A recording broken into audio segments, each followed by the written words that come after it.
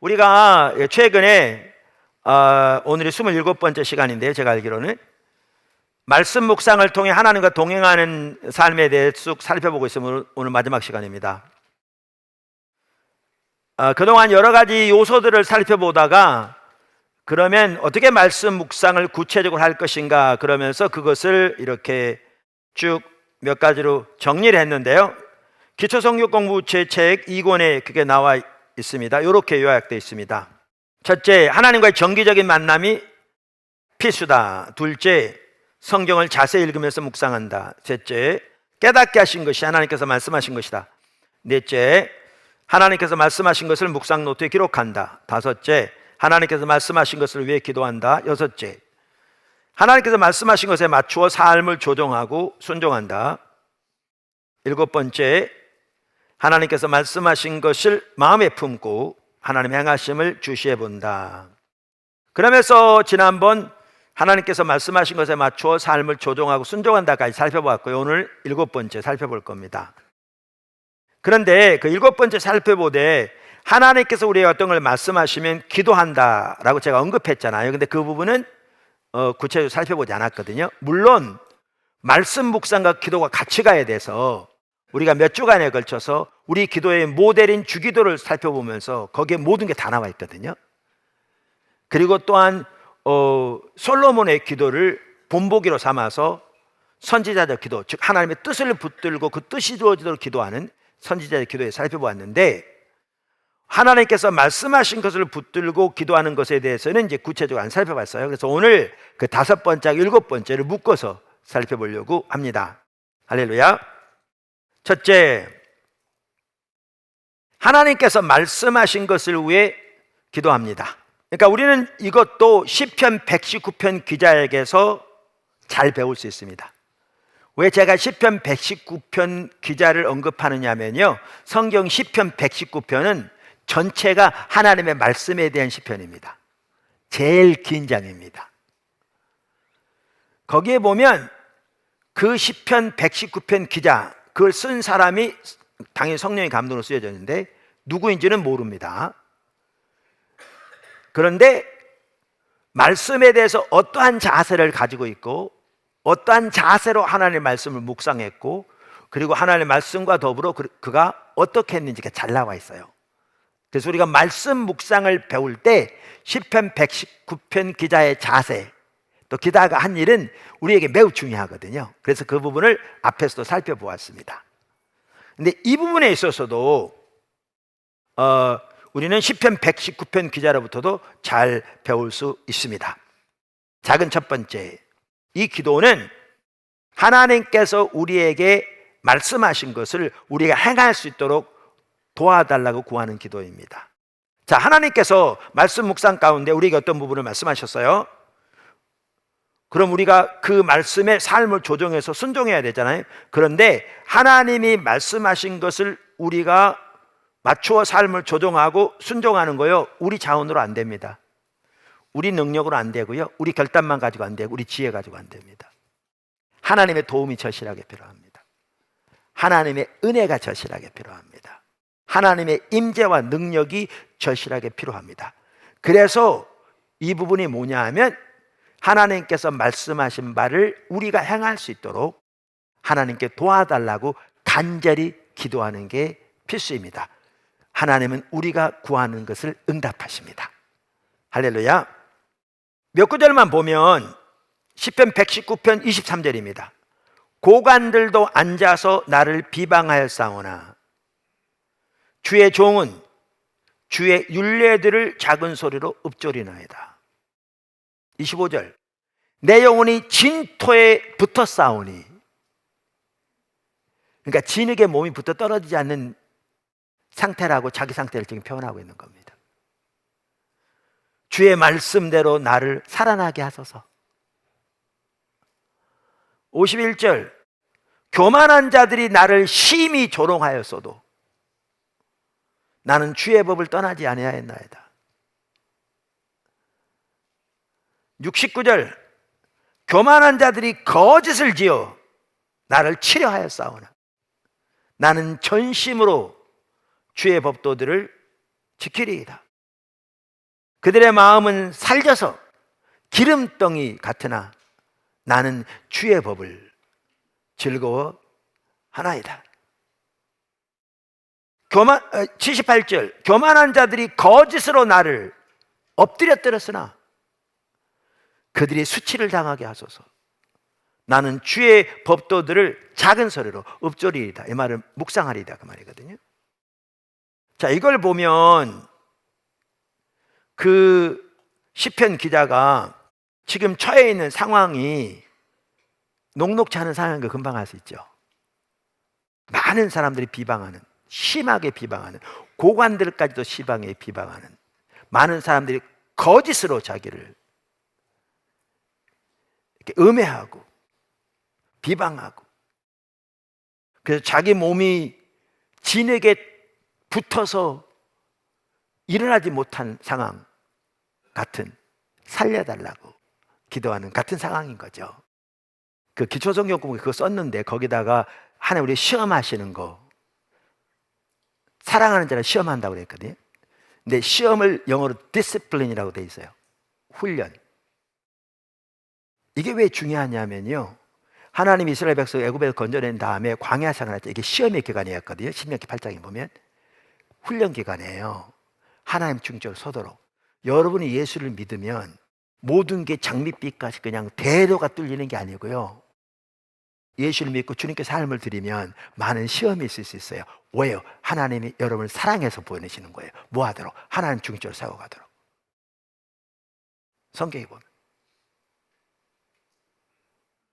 성경에 보면 참새 한 마리도 하나님의 허락이 없으면 안 떨어진다고 되어 있어요.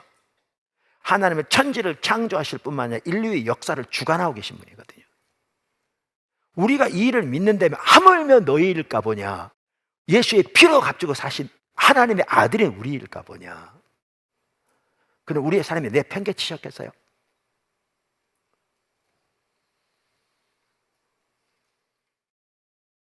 오늘 있다가 내일 아궁이에 들어가는 들풀도 하나님이 관심을 가지고 계시다고 말씀하셨는데, 하물며 너희일까 보냐, 관심 없겠냐고요.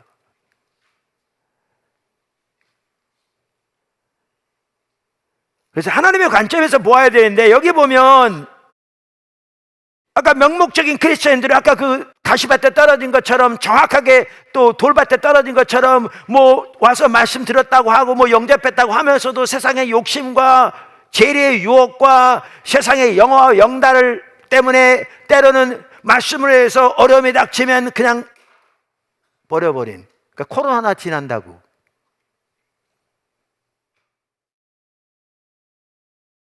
이렇게 돼버리는 거잖아요. 그전에도 그랬지만. 그런데 오늘 시편 119편 기자 보라고요. 그 상황이 절대 녹록치 않은 상황이잖아요. 아까 보셨잖아요. 그런데도 어떻게 해요? 그 가운데서라도 어떻게 해요? 도와달라고 기도하고 있죠. 근데 줄기차게 밤낮으로 도와주세요, 도와주세요, 도와주세요만 말하는 게 아니라 도와달라고 기도하되 하나님의 말씀을 묵상하고 하나님의 길을 깨달라고 기도하고 하나님의 말씀을 붙들고 서잖아요. 이게 신자예요. 이게 성도의 모습이라고요. 할렐루야. 그래서 여호와의 법을 자기는 즐거워한다고 이렇게 말하고 있잖아요. 저와 여러분이 그렇게 되기를 주님의 이름으로 축원합니다. 자, 그래서 여기 이 시편 기자를 보면 이 상황이 녹록치 않아요. 지금 보신 대로. 그래서 그 가운데 도와달라고 그러는데, 제가 뭘 살펴보려고 하냐면 도와달라고 기도하되 하나님의 말씀을 붙들고 기도하고 있는 걸 볼 수 있어요. 여기에 보면. 그러니까 이 하나님 말씀을 붙다는 말은 무슨 말이에요? 성경에 나와 있는 말씀을 말하잖아요. 그러니까 이건 뭘 말하겠어요? 그가 말씀을 묵상하는 중에 하나님께서 그에게 말씀하신 거라든가 그에게 깨닫게 하신 그 하나님의 말씀을 말하는 거잖아요. 혹은 하나님께서 그에게 주신 그 약속의 말씀을 말하는 거잖아요. 말씀을 묵상하는 중에. 그러니까 이러한 상황 가운데서 그렇게 하나님 앞에 기도하며 주님의 길을 알기를, 주님의 의중을 알기를 간절히 구하고 말씀을 묵상하되 하나님의 말씀을 붙들고 기도한 걸 볼 수 있어요. 그러니까 하나님께서 말씀하실 때 그 말씀을 붙들고 기도로 나가야 되는데, 그 중에 하나의 핵심이 뭐냐면 아까도 말씀드린 대로 하나님께서 우리에게 말씀하신 것을 우리가 행할 수 있도록 우리를 도와달라고 기도하는 거예요. 여기서도 시편 119편 기자로부터 잘 배울 수 있는데, 중요한 것은 그 끈질긴 기도가 우리에게 필요하다. 할렐루야. 끈질긴 기도가 우리에게 필요합니다. 하나님의 그 은혜를 저와 여러분에게 오늘 하늘로부터 충만하게 부어주시기를 예수님의 이름으로 축복합니다. 작은 두 번째, 그러니까 큰 첫 번째 아래 작은 두 번째예요. 하나님께서 말씀하시면 그 말씀을 붙들고 기도하는 걸 지금 살펴보고 있잖아요. 두 번째는 뭐냐면, 우리는 여기서 선지자적 기도로 나갈 수 있습니다. 우리는 여기서 선지자적 기도로 나갈 수 있습니다. 그러니까 선지자적 기도는 따로 살펴봤어요. 그 대표적인 성경 구절이 이사야서 62장 6절 7절인데요. 하나님의 약속을 붙들고 그 약속이 이루어지도록 간절하게 구하는 기도를 선지자적 기도라고 해요. 그러니까 하나님과 친밀한 교제 가운데서 하나님의 뜻과 의중을 발견하고 그 하나님의 뜻이 이루어지도록 그 뜻을 붙들고 하나님께 간절히 구하는 기도를 선지자적 기도라고 그래요. 제가 이 선지자적 기도의 하나의 핵심적인 부분은 회복과 부흥을 위한 중보 기도예요. 그러니까 선지자적 기도는 회복과 부흥을 위한 중보 기도보다는 더 광범위하죠. 전체적인 하나님의 뜻을 붙들고 기도하는 거니까. 그런데 선지자적 기도의 한 중요한 핵심이 교회가 침체되고 나라가 예를 들면 이스라엘 경우에 망했고, 아니면 나라 가운데 죄가 가득하고 하나님의 임재가 거쳤고, 이런 심각한 상황에서 하나님의 약속을 붙들고 하나님께 회복시켜 주시도록 구하는 기도가 회복과 부흥을 위한 기도거든요. 근데 이 선지자적 기도의 중요한 핵심이 회복과 부흥을 위한 중보 기도라 저는 때로는 상호 교환적으로 사용하기도 해요. 그래서 이사야서 62장 6절 7절 기도만 하더라도요, 우리가 여러 번 살펴봤으니까 1절에서 5절까지는 하나님께서 바벨론 포로로 잡혀가 있는 유다 백성들을 회복시킬 것을 약속하세요. 그리고 그 약속을 붙들고 기도할 자들을 세우시겠다고 하신 거예요. 그리고 그들의 기도를 듣고 역사하시겠다는 거예요. 자, 그래서 이게 이제 선지자적 기도인데요, 우리가 이 말씀 묵상이 이 기도로 연결될 수 있어요. 제 책 선지자적 기도 보시면 하나님께서 하나님의 뜻을 위해 기도하는 자들을 세우시는 방법을 몇 가지 간략하게 제가 설명해 놨거든요. 이게 참 중요한 부분이에요. 이런 일이 여러분에게 일어나면 하나님이 여러분 삶 속에 뭘 하고 계신지 알아야 되거든요. 그리고 그걸 붙들고 기도하면 주님이 지금 일하시겠다는 거예요. 주님이 일하실 때가 되니까 지금 역사하신 거거든요. 그래서 이런 내용 아는 게 중요해요. 아는 게. 그 중에 하나가 뭐냐 하면 하나님 환경을 흔드세요. 환경을. 제가 자세히 설명 못해요. 이미 책에 나왔고 여러 번 나눴고, 오늘은 그 요점을 지금 살펴보고 간단히 지금 언급하고 있는 거예요. 우리는 출애굽 사건에서 볼 수 있고요, 한나와 엘리사벳의 경우에도 동일한 일이 볼 수 있어요. 예를 들면 엘리사벳, 사가랴, 침례 요한의 부모, 그들이요 성경에 보면 의로운 자들이라고 성경에 써 있어요. 하나님과 동행했던 의로운 자들이었어요. 그런데 나이 늙도록 아이가 없었어요. 그 당시 아이를 갖지 못하는 것은 저주의 표시로 받아들였거든요. 그러니까 온갖 수치를 당한 거죠. 아마 사람들 앞에 서는 것도 쉽지 않았을 거예요. 지나갈 때 사람들이 보는 눈총이 만만치 않았을 것이고 등등등. 그들은 의로운 자들이었는데, 근데 뭐 하게 하기 위해서 그런 줄 아세요? 기도하게 하기 위해서 하나님이 환경을 막으신 거예요. 흔드신 거였어요. 그래서 집중적으로 기도했고요, 하나님이 그 기도를 들으시고 그 기도를 듣고 역사하셨다고 성경에 써 있어요.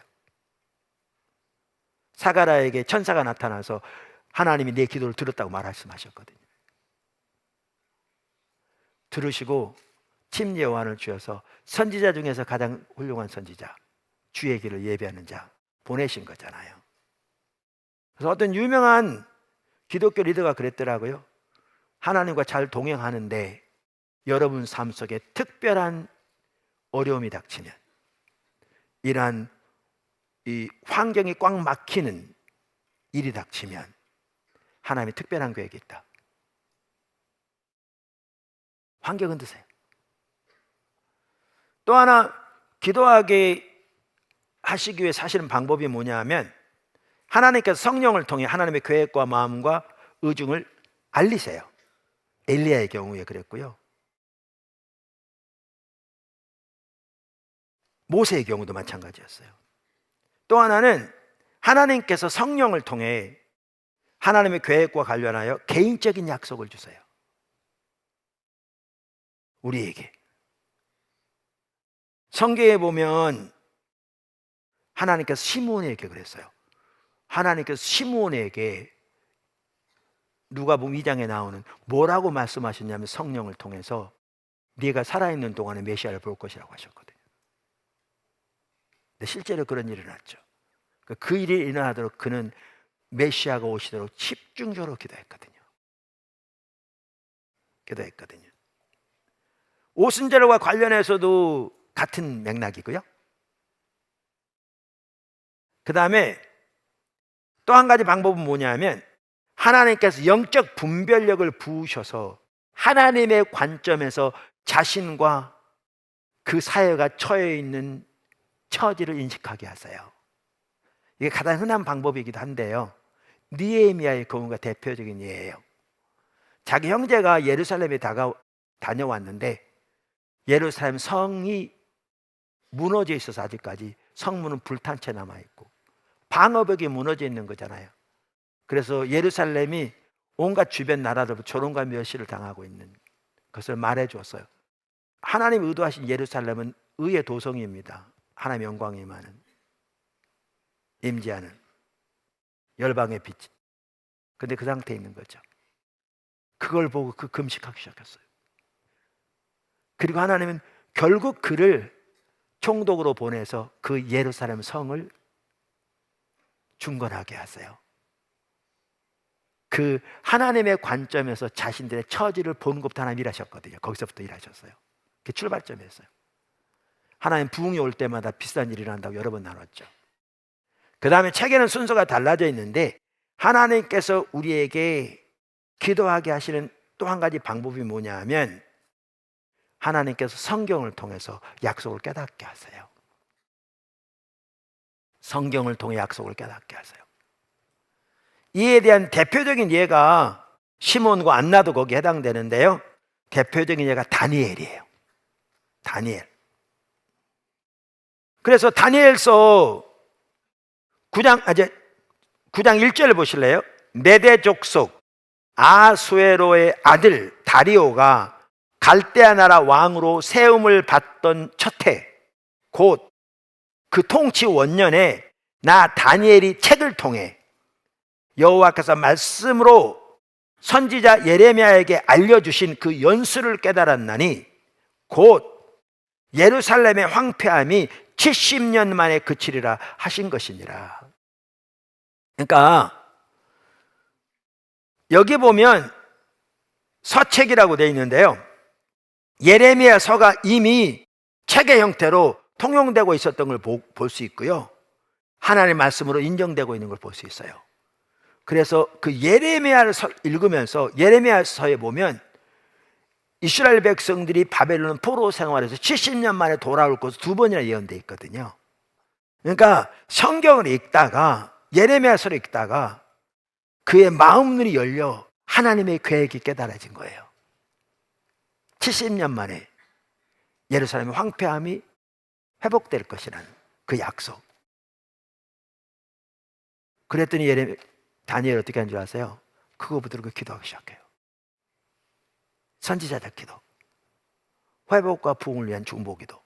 그러니까 우리가 하나님께서 하나님 말씀을 통해 말씀하실 때 우리는 그 약속을 붙들고 말씀을 붙들고 기도해야 되는데 다니엘의 경우처럼 그 기도가 선지자의 기도로 연결될 수 있다는 거예요. 회복과 부흥을 위한 기도로 연결될 수 있다는 거예요. 자, 보실래요? 3절부터 이렇게 말해요. 3절부터 내가 금식하며 베옷을 입고 죄를 덮어쓰고 주 하나님께 기도하며 간구하기를 결심하고 내 하나님의 여호와께 기도하며 자복하여 이르기를 크시고 두려워할 주 하나님, 주를 사랑하고 주의 계명을 지키는 자를 위하여 언약을 지키시고 그에게 인자를 베푸시는 이시여, 우리는 이미 범죄하여 패역하며 행악하며 반역하여 주의 법도와 규례를 떠나싸우니, 이제 쭉 나옵니다. 그의 간절한 하나님 앞에 기도가 나옵니다. 여러분, 이 사실 아십니까? 하나님은 그의 기도에 응답하십니다. 21일 만에 천사가 그를 찾아오잖아요. 천사가 와서 그에게 하는 말이, 가브리엘이 그가 기도할 때 하나님이 응답하 천사를 보냈는데 오늘 과정에서 사탄의 세력들 가로막아서 그들을 물리치느라고 20일을 걸렸다고. 그래서 응답해요. 결과가 뭔지를 아십니까?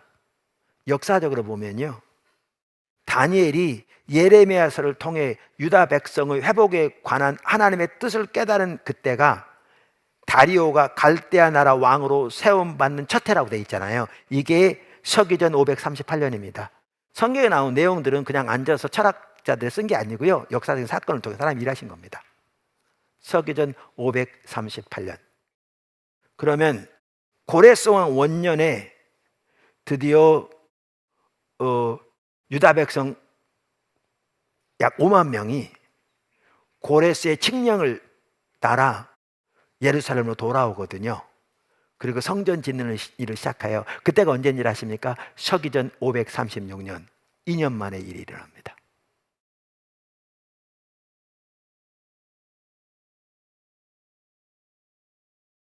그래서 우리가 하나님께서 말씀을 통해 하나님의 계획과 의중을 보이실 때, 우리의 마음들을 깨닫게 하실 때 지금 주님이 일하고 계신 거예요. 주님이 그거 이루시겠다는 거예요. 그럼 이때 우리가 중요한 게 뭐냐 하면 그 약속을 붙들고 기도해야 되는데, 여기도 중요한 게 다니엘처럼 그 간절한 끈질긴 기도가 우리에게 중요해요. 다니엘처럼 간절한 끈질긴 기도가 중요합니다. 사실 시편 119편 기자의 경우도 마찬가지였습니다. 아까 그가 당면한 처지를 위해 하나님의 도움을 구하여 기도했잖아요. 그러면서 하나님의 말씀을 묵상하고 하나님의 길을 배우기를 추구하고 하나님의 율법을 기뻐하고, 그런데 거기 보시면요, 그는 하나님의 말씀이 이 땅에 세워지도록 기도했던 걸 볼 수 있어요. 하나님의 공의가 이 땅에 세워지도록 간절히 기도했던 걸 볼 수 있어요.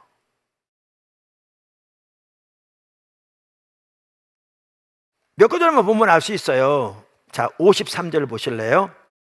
주의 율법을 버린 악인들로 말미암아 내가 맹렬한 분노에 사로잡혔나이다.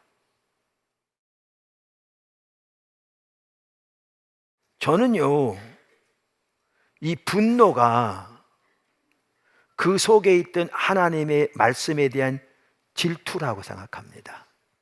오늘 특별히 두 가지 면에서 하나님께서 우리에게 강조하기를 원하셨다 말씀드렸죠. 하나는 끈질긴 기도고 지금 반복적으로 나오고, 두 번째는 하나님의 질투입니다. 제가 이전에도 나눈 대로 우리가 열심히 없으면 구멍가게 하나 제대로 못한다고 나눴잖아요. 하나님의 일도 열심히 없으면 되지 않아요. 하는 동 많은 되는 거 아무것도 없어요. 아무것도 없어요. 제가 그래서 빙산 가끔 얘기하잖아요. 빙산 물에 나온 건 뭐 10분의 1밖에 안 되는. 왜냐면 주일학교 교사들이 이런 얘기 많이 하거든요. 그럼 10분의 1은 뭐냐 하면 교사들 입장에서는 이거 뭐에 해당하느냐 하면 이런 거예요. 공과 준비하고 주일날 나와서 아이들 가르치는 거예요. 이거예요. 근데 이것만 해가지고 그 반 절대 변하잖아요. 이게 있으려면요, 그 아래에 있는 구가 있어야 돼요. 뭐냐? 이 시대에 오늘날 어린아이들이 얼마나 하나님의 법을 떠나 있는지, 그 속에 하나님을 향한 기본적인 열망 자체가 사라져 있는, 얼마나 세속적으로 물들어 있는지, 그들의 목표, 이해, 자세, 삶의 방향 물들어 있는지. 그러면 이렇게 하나님을 떠난 이 어린 시대를 어떻게 하나님께 돌이켜야 할지 우리 지혜로 할 수 없는 거고, 이게 정말 쉽지 않은 일인데 하나님의 도움이 필요하고 하나님의 능력이 필요하고, 그래서 하나님 앞에 울고 부는 게 있어야 돼요. 절박하게. 울고 불고 지혜를 구하고 때로는 절망하고 낙심하고 다시 주님의 은혜를 구하고, 이게 아홉이 있어요. 요게 있어야 여기서 역사합니다. 이게 열심입니다. 사업을 해도 그렇고요, 목회도 마찬가지고요, 오이코스도 마찬가지고요, 남자전도회도 마찬가지고요, 직장도 마찬가지고, 가정도 마찬가지고, 자녀 키우는 것도 마찬가지고요. 뭐든지 다 이게 열심인데, 저는 이 열심이 하나님의 질투가 부어져야 한다고 믿는 사람이에요. 예수님께서 그 예루살렘 성전에 들어가셔서 동전 바꾸는 거 탁자 엎어버리시고 짐승 쫓아냈잖아요. 채찍 만들어서. 그때 주의 저를 향한 열심이 나를 삼켰다는 그 말이 이루어졌다고 그랬어요. 그게 다윗의 시편에 나온 얘기예요. 이걸 보면 하나님께 대한 올바른 예배에 대한 질투가 다윗 속에 있었고요, 그 동일한 질투가 예수님 안에 있었어요. 근데 지금 시편 기자, 이 열심이 나를 삼켰나이다. 주의 말씀에 대한 질투가 그에게 있었어요. 그러니까 주의 말씀을 어기는 자들을 볼 때 눈물이 시냇물처럼 흐른다고 그랬잖아요. 그러니까 아까도 말한 대로 여기서 도와달라고 기도하는데, 그 역경 가운데서 건져달라고 기도하는데, 물론 자기를 위한 기도는 당연히 되죠. 근데 단순히 자기 영달을 위한 기도가 아니라니까요. 이 기도요, 이 땅에 하나님의 법을 세우시고 하나님의 말씀의 통치를 세우셔서 하나님의 공의를 이 땅에 세우시고 하나님의 말씀의 진리인 것을 드러내시고 악인들이 죽게 돌이키게 해달라는 그 기도예요. 그 질투예요.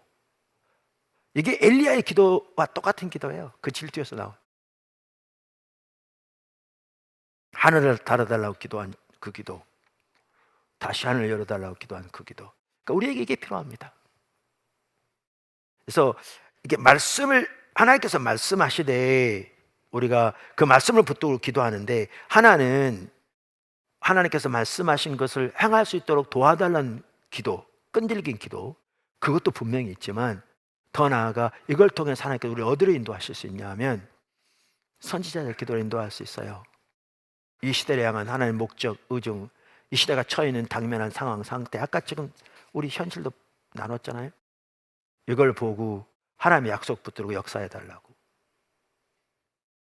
그러니까 오늘 살펴보는 중요한 내용 중에 아까 이 끈질김하고요, 이 질투, 하나님의 질투, 이게 주된 강조점으로 이렇게 언급하기 원하셔서요. 그러니까 우리에게 그게 주어지기를 예수님 축복하고요. 자, 큰 두 번째입니다. 큰 두 번째, 하나님의 행하심을 보고 주시하는 것. 자, 이렇게 하나님께서 말씀하시면 그 하나님께서 말씀하신 것을 붙들고 기도할 뿐만 아니라, 우리에게 중요한 게 뭐냐 하면, 이제 기도하면 하나님께서 우리의 기도에 응답해서 어떻게 우리 삶 가운데, 우리 주변의 환경 가운데 실제로 역사하고 계신가를 주시해보고 그 하나님의 일에 동참해야 돼요. 이게 매우 중요합니다. 그러니까 우리는 이런 경향이 있어요. 우리는 기도하면 저렇게 잘 기도해요. 주여! 이렇게 기도, 주여 한다고 저는 나빠하지 않습니다. 네. 오해하지 마십시오. 저는 안 하지만, 네. 하는 분들 괜찮아요. 그런데 우리는 이렇게 구하고 부르짖는 다음에 돌아서면 우리는 어떤 경향이 있냐 하면, 언젠가 하나님 하시겠지라고 잊어버리는 경향이 있습니다. 우리는 너무나 많은 경우에. 한편으로는 뭐냐 하면, 우리가 구하면 하나님이 응답하신다고 성경은 반복적으로 말하고 있는데 그걸 좀 덜 믿는 경향이 있는 거죠. 네, 하나님을 경험하는 삶의 저자 헨리 블랙가비 목사님은 이걸 참 잘 말하고 있어요. 우리가 기도하면 하나님은 우리의 기도를 들으시고 응답하실 거니까, 우리가 기도했으면 이제 하나님이 어떻게 우리의 기도에서 응답하시는지를 주시해 보라는 거예요. 제대로 된 믿음인 거죠. 근데 이게 아주 중요한 또 한 부분이에요. 자, 그러면 5가지로 정리할 수 있어요. 그거를. 첫째, 기도한다. 둘째, 여기 나옵니다. 네. 둘째, 경각심을 가지고 주시해 본다. 셋째, 연관지어 본다. 넷째, 하나님의 뜻을 분별한다. 다섯째, 하나님의 뜻으로 삶을 조종하여 순종한다. 네. 설명하죠. 그럼 첫째 기도한다. 자, 그러면 이제 이 기도한다는 지금 설명드린 거예요. 이렇게 하나님 말씀을 묵상하는 중에 하나님께서 이렇게 말씀하셨다. 성경을 통해서. 이건 이미 살펴봤죠. 어떻게 말씀하시는지는. 지혜와 계시형을 통해 우리 마음 열어 깨닫게 하신다고 그랬잖아요. 하나님과 하나님 자신과 하나님 목적, 하나님의 길을 이미 살펴봤어요. 그러면 우리가 지금 말한 대로 그것이 내가 하나님 말씀하신 대로 따라갈 수 있도록 도와달라고 하는 기도든지, 아니면 하나님 뜻과 의중이 목적이 이루어지도록 그걸 붙들고 하는 기도든지 하나님께 기도로 나가요. 그게 이제 첫 번째예요. 첫 번째, 이거 살펴봤죠. 제가 두 개를 붙여 살펴본 이유도 이걸 연결하기 위해서 그런 거예요. 제가 책에는 앞으로 이렇게 연결해서 낼까 싶기도 해요. 기초성경보다는 이 부분은. 자, 두 번째가 뭐냐면 경각심을 가지고 주시해 보는 거예요. 그러니까 하나님께 기도했으면 오늘 읽은 본문 말씀만 하더라도 우리가 하나님의 뜻을 따라 구하면 하나님 반드시 응답하신다고 되어 있잖아요. 그 사도 요한 같은 경우에는 아직 받지 않은 것도 하나님의 뜻을 따라 기도했으면 이미 받은 걸로 안다고 이렇게 말하고 있잖아요. 엄청난 믿음의 표현인데, 그러면 우리가 하나님의 말씀을 통해서 하나님의 뜻과 의중을 깨닫고 성령을 통해 성령께서 우리가 알게 하셔서 그 하나님의 뜻이도 구하는 기도는 당연히 하나님 뜻에 합한 기도잖아요. 그러면 하나님께서 그 기도를 들으실 거니까 이제는 실제로 우리의 환경에서 어떻게 역사하시는지를 주시해 보는 거죠. 세 번째, 연관 지어본다. 그러니까 기도하고 나서 이제 영적인 경각심, 집중력 이런 게 참 중요한 것들이죠. 가지고 환경을 주시해 보는데, 주시하면서 하는 게 뭐냐 하면 내 주변의 환경 속에서 일어난 일들과 내가 하나님의 뜻을 깨닫고 기도하는 내용을 연관 지어 보는 거예요. 이게 이제 세 번째, 연관 지어 보는 거예요. 공항에서 우연히 만난 사람, 교회에 우연히 찾아온 사람, 알고 있는 사람에게서 우연히 걸려온 전화 등 환경에서 일어나는 여러 가지 일들을 기도와 연관 지어 보는 것입니다. 우리 중 대부분의 사람들은 우리 주위에서 일하고 하나님께서, 그러니까 우리 주위에 일어나는 일들과 우리의 기도를 연관 짓는 일에 훈련이 되어 있지 않습니다. 이것은 훈련이 필요합니다. 여러분 모두 훈련을 받으시기를 주님의 축복합니다. 그래서 훈련이 되어 있지 않기 때문에 하나님을 경험할 수 있는, 하나님 일할 수 있는 많은 기회를 놓칠 수 있습니다. 네 번째, 다 연결되는 건데요. 하나님의 뜻을 분별한다. 그러니까 이 말은 기도하고 만난 모든 사람이 하나님 보내신 사람이라는 얘기는 안 해요. 기도하고 난 다음에 일어난 모든 사건이 다 기도 응답으로 이루어진 거라는 말은 안 해요. 그래서 여기서 우리가 해야 할 일은 뭐냐 하면 연관 지어보되 하나님이 행하시는 일인지 그것을 분별하는 작업을 거쳐야 돼요. 이건 하나님과 친밀한 교제에서 가능하죠. 그러니까 이 점에 자라나야 돼요. 그래서 우리는 하나님의 뜻을 올바로 분별하기 위해서 각자는 항상 하나님과 친밀한 교제 가운데서 하나님의 뜻을 분별하는 훈련이 돼 있어야 돼요.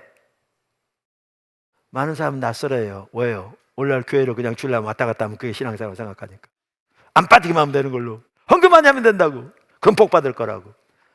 완전히 무슨 이단 같은 얘기죠. 수박 겉핥기 시키잖아요.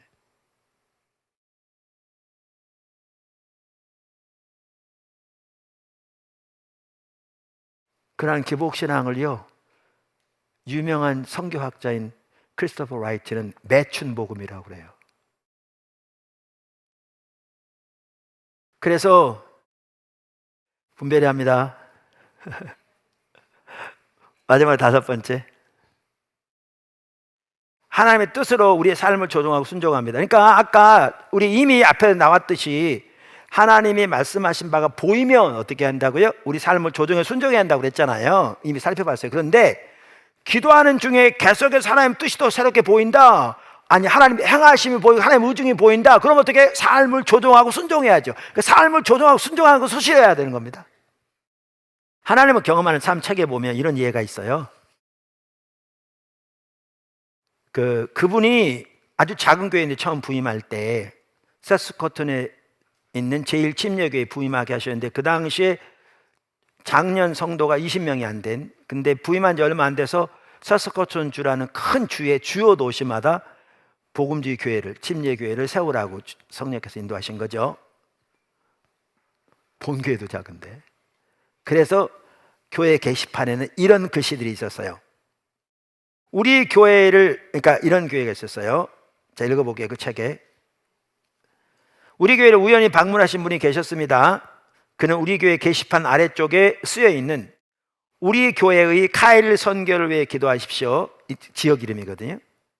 프린스 알버트 선교를 위해 기도해 주십시오, 러브 선교를 위해 기도하십시오, 레지나 선교를 위해 기도하십시오, 블랙 레이크 선교를 위해 기도하십시오. 이게 다 지역 이름들이에요. 등에 문구를 보았습니다. 그는 그것이 무슨 뜻인지를 물었습니다. 저는 이제 헨리 블러카임 목사를 만났던 것 같아요. 우리 교회가 서약한 바에 대하여 설명하였습니다. 하나님이 성경 공부반이나 교회를 원하는 사람을 보여주시기만 하면 우리 교회는 반응을 보일 것입니다. 그는 물었습니다. 그렇다면 제가 당신들에게 우리 마을에 와서 침례교회를 세우는 일을 도와달라고 하면 거기에 반응을 보이겠다는 말씀입니까? 저는 그렇다고 대답했고, 그는 울기 시작했습니다. 그는 우리 교회로부터 약 120km 떨어진 릴로이라는 곳에서 건축일을 하는 사람이었습니다. 그는 사람들에게 릴로이에 침례교회를 세우자고 24년 동안 탄원하고 다녔다고 말했습니다. 그를 도와주기를 원하는 사람은 아무도 없었습니다. 그는 우리에게 혹시 와서 도와줄 수 있겠느냐고 물었습니다. 우리는 릴로이에 교회를 개척했습니다. 우리는 메인 스트리트에 있는 두 구에게 터를 샀습니다. 그는 너무나도 감격한 나머지 학교 건물을 사서 그 터로 옮겼습니다. 그는 지금 평신도 목회자로 릴로이를 포함한 그 일대에서 사역하고 있습니다. 몇 교회 지교회가 더 세워진 거죠, 거기서. 그의 두 아들은 모두 하나님의 복음 사역자로 부르심에 응했습니다. 우리 교회는 하나님만이 할 수 있는 일에 익숙해져 있었습니다. 하나님이 어디서 일하고 계신지 우리에게 보여주시면 우리는 그것이 우리를 초청하신 것이라는 것을 즉각 알았습니다. 많은 경우 우리가 하나님의 일에 동참하지 못하는 이유는 우리가 그만큼 하나님의 일에 참여하게 헌신되지 않기 때문입니다. 그때 왔을 때 만약에 그거 우리 교회 기도 제목이에요, 그랬으면 일 안 일어났죠. 우연히 방문한 한 사람도 하나님 지금 움직이고 계신 거잖아요. 포도나무 교회를 통해서 하나님께서 새롭게 선교회 또 청년 선교 아프리카 프로젝트만 하나님 귀한 일 하고 계세요. 정말 놀랍게. 그리고 교회 규모는 작을지 모르지만 우리보다 뭐 수십 배 큰 교회들도 많잖아요. 대형 교회들, 완전히 초대형 교회들. 물론 우리 교회 작은 교회는 아니죠.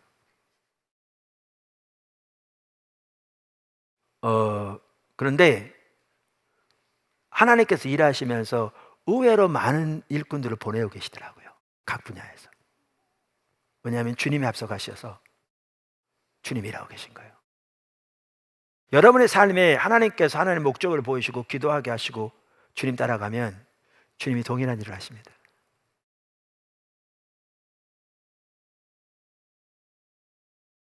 그럼 여러분은 그걸 붙들고 기도할 뿐만 아니라 이제 영적인 경각심을 가지고 여러분의 환경을 주시해 보면서 환경에 일어난 일들과 기도를 연관 짓고 하나님의 관계에서 하나님 뜻을 분별해서 하나님의 뜻이 보여진 대로 삶을 조정하고 순종하는 것을 실천해야 합니다. 그 과정을 통해서 여러분은 하나님을 경험하게 될 겁니다.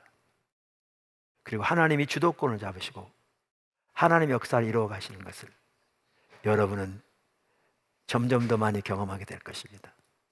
포도나무 교회 전체가 더 그렇게 되기를 원하고 여러분 한 분 한 분이 여러분의 삶의 현장에서 그렇게 하나님과 동행하게 되기를 주님으로 축원합니다.